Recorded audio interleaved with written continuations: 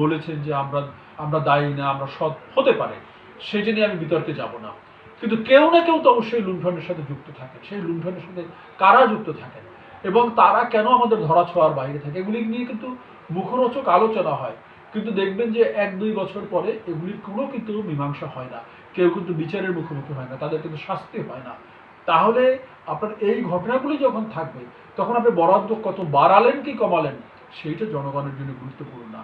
গুরুত্বপূর্ণ বিষয় হলো আমরা দর্শন হিসাবে স্বাস্থ্যকে জনগণের অধিকার হিসাবে দেখি কিনা, প্রতিটি টাকা জনগণের টাকা এবং সেই টাকাটা তার পক্ষে ব্যবহার করব কি করব না, এই জায়গাটা যদি না থাকে, শুধুমাত্র আপনার হলো 10% বাড়ছে, 20% বাড়ছে, জিডিপির কত পার্সেন্ট আছে, এটা দিয়ে এই প্রসঙ্গটা কোনো সমাধান হবে না। ধন্যবাদ।